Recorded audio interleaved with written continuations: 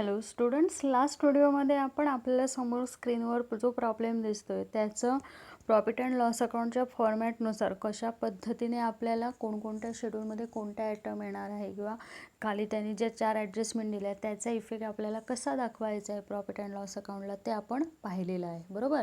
मग आताच्या ह्या व्हिडिओला आपण काय करणार आहोत, ॲक्च्युअलमध्ये हा प्रॉब्लेम सॉल्व करायला घेणार आहोत. ओके, मग त्यासाठी पहिल्यांदा आपण काय करणार आहोत, तर बँकिंग कंपन्याचं ज्या पर्टिक्युलर फॉर्मॅटमध्ये profit and loss account present केलं जातं तो फॉर्मॅट पहिल्यांदा काय करणार आहोत, आपण आखून घेणार आहोत. ओके, बघा समोर दिसते त्याप्रमाणे आपण काय करणार, फॉर्मॅट आखून घेणार आहोत. वर हेडिंग आपलं असणार आहे profit and loss account.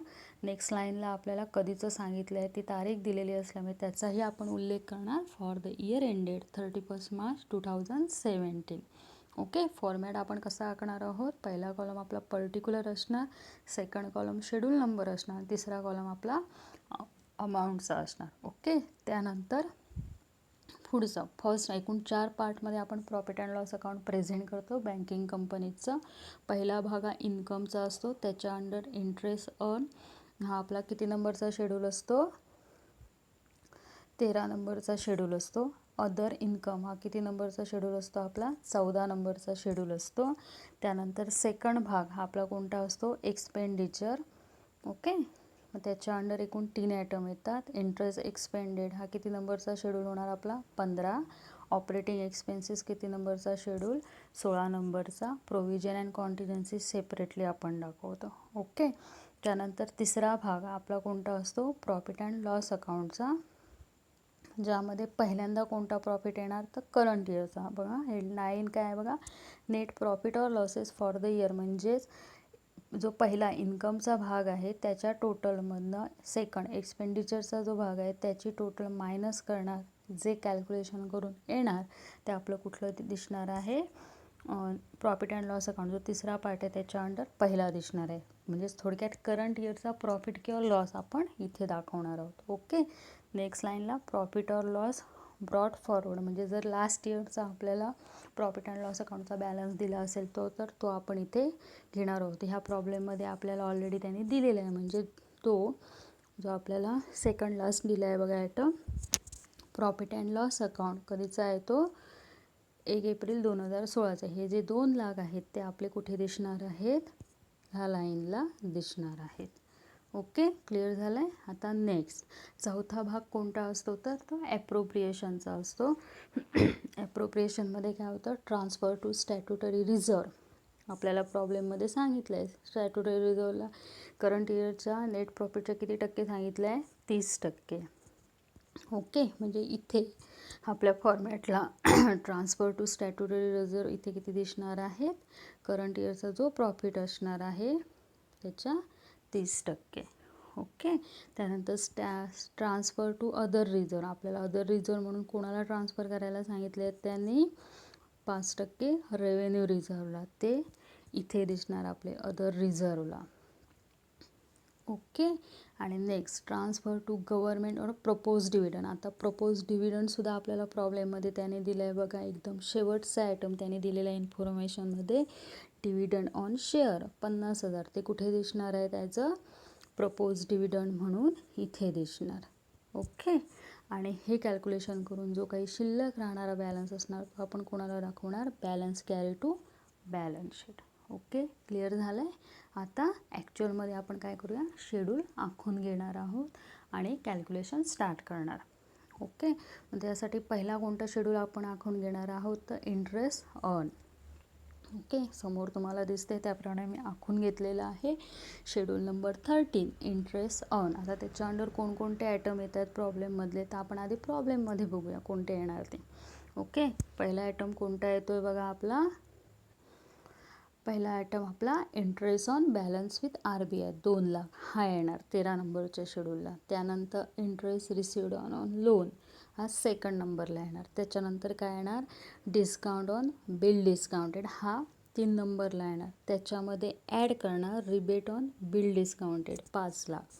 Okay, त्यामध्ये लेस करणार जे आपल्याला तिसरी ॲडजस्टमेंट सांगितली आहे ती rebate on bill discounted closing balance, ही अमाऊंट लेस करणार. ओके, त्यानंतर इंटरेस्ट ऑन कॅश क्रेडिट हा येणार आपल्या 13 नंबरच्या शेड्यूलला. आणि इंटरेस्ट ऑन ओव्हरड्राफ्ट म्हणजे एकूण किती आयटम आपले येणार आहेत, 1 2 3 4 5 6 आणि 7 अमाऊंट आपल्या कुठे दिसणार आहेत, 13 नंबरच्या शेड्यूलला दिसणार आहेत. ओके, त्याप्रमाणे बघा आपण घेतलं आहे काय, पहिला कोणता येतो आहे, interest on balance with RBI.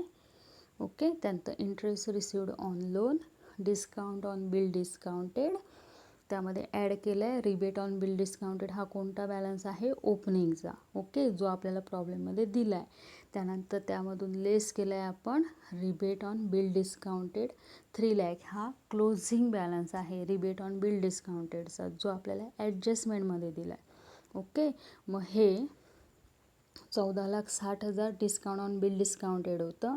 त्यामध्ये ओपनिंग 5 लाख ॲड केले आणि त्यातनं हे 3 लाख क्लोजिंगचे लेस केले. एकूण जी अमाऊंट येणार ते आउटर कॉलमला आपण घेणार. ओके, त्यानंतर इंटरेस्ट ऑन कॅश क्रेडिट आणि इंटरेस्ट ऑन ओव्हरड्राफ्ट. ओके, हे सगळं कॅल्क्युलेशन करून आपण 13 नंबरचा शेड्यूल क्लोज करून घेणार. अमाऊंट किती येते त्याची, टोटल 82 लाख. ओके, झालं. आता नेक्स्ट पुढचा शेड्यूल आपला कोणता आहे, शेड्यूल नंबर 14 अदर इन्कम. आता अदर कुठल्या सोर्सेसने जर बँकेकडे इन्कम येत असेल म्हणजे पैसे येत असतील तर ते आपण ह्या शेड्यूलला दाखवतो. ओके, मग प्रॉब्लेममध्ये बघूया अदर इन्कमसाठी कोणता आयटम आहे का, कोणता आहे. आपण ज्यावेळी फर्स्ट वार्ड बघितला आहे सोल्युशनचा, त्यामध्ये बघितलं आहे कोणता येणार आपला, कमिशन, एक्सचेंज अँड ब्रोकरेज. आणि सेकंड आयटम कोणता येणार आहे, सन्ड्री चार्जेस. कारण का तर तो सन्ड्री चार्जेसचा क्रेडिट बॅलन्स दिलेला आहे म्हणून. म्हणजे हे 2 आयटम आपले कुठे दिसले पाहिजेत, 14 नंबरच्या शेड्यूलला. ओके, सेम तसंच दोन्ही आयटम लिहून घेणार आणि काय करणार आपण, शेड्यूल क्लोज करून घेणार. टोटल किती येते, 1,25,000. ओके, पहिले 2 शेड्यूल झाले. आता नेक्स्ट पुढचा 15 नंबरचा शेड्यूल आपला कोणता असतो, इंटरेस्ट एक्सपेंडेड. म्हणजे इंटरेस्टच्या स्वरूपात बँकेतून जर पैसे जात असतील तर ते आपण इथे घेतो. आता ह्यामध्ये कोणते येत आहेत बघूया आपण आता. ओके, कोणतं येतं आहे आपलं, पहिला जो आयटम येणार तो कोणता आहे बघा, interest on saving bank account. आणि कोणता आयटम आहे, इंटरेस्ट ऑन फिक्स्ड डिपॉझिट. 2च आयटम आहेत इंटरेस्टच्या स्वरूपात बँकेतनं पैसे जाणार आहे. मग ते दोन्ही आयटम आपण इथे 15 नंबरच्या शेड्यूलला घेणार, शेड्यूल क्लोज करणार. टोटल किती येते, 26,50,000. क्लिअर झालं आहे. ओके, आता लास्ट शेड्यूल नंबर 16 कोणता असतो, ऑपरेटिंग एक्सपेन्सेस. म्हणजे हे सगळं इन्कम एक्सपेन्सेस इंटरेस्टच्या स्वरूपातलं कॅल्क्युलेशन करून झाल्यानंतर बँकेचे जे रेग्युलर डे टू डेचे जे व्यवहार असतात त्यासाठी बँक जो काही खर्च करत असतो तो सगळा खर्च हा आपण ऑपरेटिंग एक्सपेन्सेस ह्या शेड्यूलच्या अंडर दाखवतो. ओके, मग त्यामध्ये कोणकोणते आता राहिलं आहे कुठलं प्रॉब्लेममध्ये ते आपण फाइंड आउट करणार. काय काय राहिलं आहे बघा, आपलं इस्टॅब्लिशमेंट चार्जेस राहिले आहेत, रेंट अँड रेट राहिलं आहे, director fee, auditor fee, postage and telegram, printing and stationery. Okay, आणि ॲडजस्टमेंटमध्ये सांगितलेलं आपले बॅड डेट्स. म्हणजे एकूण किती आयटम दिसत आहेत, 1 2 3 4 5 6 7 आयटम आपले कुठे दिसणार, 16 नंबरच्या शेड्यूलला. बघा घेतले आहेत की आपण 1 2 3 4 5 6 7. ओके, शेड्यूल क्लोज करणार. टोटल त्याची किती आली पाहिजे, 9,05,000. ओके, पहिले शेड्यूल क्लिअर झाले आहेत.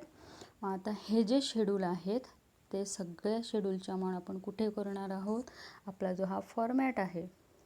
ओके, त्यातले आता आपण 13 14 15 16 नंबरचे शेड्यूल आखून घेतलेत. मग तिथे ह्या अमाऊंट आपल्याला काय करायच्या आहेत, ह्या ज्या आता आपण शेड्यूलची टोटल करून ज्या अमाऊंट काढलेल्या आहेत त्या काय करायच्या आहेत, भरून घ्यायच्या आहेत. ओके, हे बघा मी असं भरून घेतलेलं आहे. ओके, आता 13 नंबर झाला, 14 नंबर झाला म्हणजे इन्कम पहिला भाग क्लिअर झाला. सेकंड भाग क्लिअर करायचा आहे. त्याच्यासाठी आपल्याला काय लागतं, इंटरेस्ट एक्सपेंडेड 15 नंबरचा शेड्यूल घेतला आपण. त्यानंतर ऑपरेटिंग एक्सपेन्सेस 16 नंबरचा शेड्यूल, तीही अमाऊंट टाकली. आता राहिली आहे कोणती, प्रोव्हिजन अँड कॉन्टिजन्सी. ज्यामध्ये कोणता आयटम येणार आहे तर आपल्याला जो ॲडजस्टमेंटमध्ये त्याने काय सांगितलं आहे बघा, प्रोव्हिजन फॉर टॅक्सेशन 5%. हा जे प्रोव्हिजनचा आयटम आपला कोणता आहे, प्रोव्हिजन फॉर टॅक्स. ओके, मग त्यासाठी आपल्याला आधी काय करावं लागणार, नेट प्रॉफिट बिफोर टॅक्सची अमाऊंट कॅल्क्युलेट करून घ्यावी लागणार आणि त्याच्यावर हे 35% आपल्याला ॲप्लाय करावे लागणार. तर आपल्याला काय मिळणार आहे, प्रोव्हिजन फॉर टॅक्सची अमाऊंट. ओके. आता आपण प्रोव्हिजन फॉर टॅक्सची अमाऊंट मिळवण्यासाठी काय करायचं, तर बघा आपल्याला वर्किंग नोट करावी लागणार आहे. Okay. Working note calculation of taxation. Net profit before tax आपण कसं काढणार आहोत, तर आपल्याला आता कोणती इन्फॉर्मेशन आहे, आपला पहिला इन्कमचा भाग टोटली मिळाला, मग त्याचे टोटल करून घेणार, जे किती येते 83,25,000. ओके. त्यातून एक्सपेंडिचरचे जे 15 आणि 16 नंबरचे शेड्यूलचे आपण जी अमाऊंट मिळवलेली आहे शेड्यूल प्रेझेंट करून, त्याची टोटल करून घ्यायची. ओके. मग ती किती येते 35,55,000. मग 83,25,000मधून 35,55,000 मायनस करायचे. शिल्लक जी अमाऊंट राहते किती राहते 47,70,000. हे आपलं काय असणार, net profit before tax. Okay. तर ते मिळालं की त्याच्यावर आपण काय करणार, टॅक्सचे पर्सेंटेज ॲप्लाय करणार, जे 35% आहेत.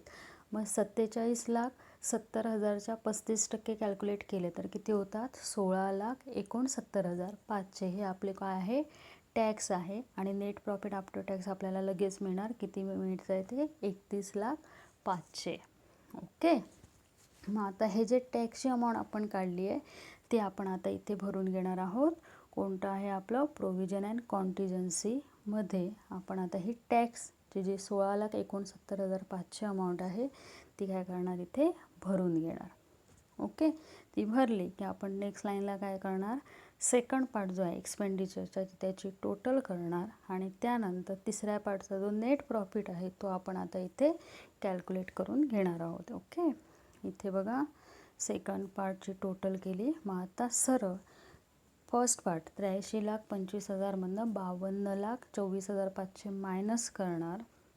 मग आपल्याला किती मिळतो आहे नेट प्रॉफिट और losses for the year 31,05,00. Okay. Clear झालं. आता profit and loss brought forward म्हणजे लास्ट इयरचा प्रॉफिट 2,00,000 आपल्याला प्रॉब्लेममध्ये दिलेला आहे, तो सुद्धा आपण काय करणार, इथे लिहून घेणार नेक्स्ट लाईनला. तिसऱ्या भागाची टोटल करून घेणार, जी किती येते 33,05,00. ओके. म्हणजे पहिला, दुसरा, तिसरा भाग क्लिअर झाला. आता ॲप्रोप्रिएशनमध्ये आपल्याला काय आहे, ट्रान्सफर टू स्टॅट्युटरी रिझर्व किती टक्के सांगितलेलं आहे, 30%. मग पहिल्यांदा ते कॅल्क्युलेट करून घेणार वर्किंग नोटमध्ये.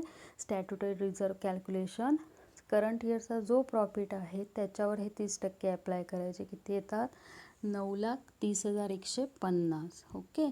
मग ते आपण काय करणार, ॲप्रोप्रिएशनच्या फर्स्ट लाईनला transfer to statutory reserve at 30% म्हणून लिहून घेणार. ओके. त्यानंतर ट्रान्सफर टू अदर रिझर्व म्हणजे आपल्याला 5% सांगितलेत रेव्हेन्यू रिझर्वला ट्रान्सफर करायला. मग त्याच्या आधी वर्किंग नोट करून घेणार. रेव्हेन्यू रिझर्व कॅल्क्युलेशन, करंट इयरच्या प्रॉफिटवर 5% ॲप्लाय करायचे. किती येतात 1,55,025. ते नेक्स्ट लाईनला आपण लिहून घेणार, transfer to other reserve at rate 5%, 1,55,025. Okay. त्यानंतर transfer to government on propose dividend म्हणजेच डिव्हिडंड ऑन शेअर, म्हणजे प्रॉब्लेममध्ये आपल्याला 50,000 दिलेलं आहे ते आता आपण काय करणार, इथे लिहून घेणार. ओके. क्लिअर झालं. तिन्ही भाग ॲप्रोप्रिएशनचे भरून घेतले. आता आपल्याला माहीत आहे की तिसरा पार्ट आणि चौथा पार्ट याची टोटल काय असते, सेम असते. त्यामुळे आपण टोटल डायरेक्टली लिहून घेऊ शकतो. जो तिसरा भाग आहे तीच टोटल कोणत्या भागाची असणार, चौथ्या भागाची. मग 33,05,00मधनं हे जे पहिले 3 अमाऊंट जे आपण भरलेले आहेत ते काय करायचे, मायनस करायचे. बॅलन्सिंग फिगर जी असणार ती कोणती काय म्हणून दाखवायची आहे आपल्याला, balance carry to balance sheet, जी किती येते 21,65,325. ओके. प्रॉब्लेम लक्षात आला आहे. थोडासा फर्स्ट प्रॉब्लेमपेक्षा चेंजेस आहे. इथे चेंज काय आहे, तर इथे ॲप्रोप्रिएशनमध्ये आपल्याला काय केलं आहे त्यांनी, जे ॲप्रोप्रिएशनचे 4 भाग असतात ते 4ही भाग आपले ह्या प्रॉब्लेम आहे काय दिसत आहेत तुम्हाला, फिलअप झालेले दिसत आहेत. ओके. कॅल्क्युलेशन आय होप तुम्हाला समजलं असेल. ओके. चालेल. मग थँक्यू.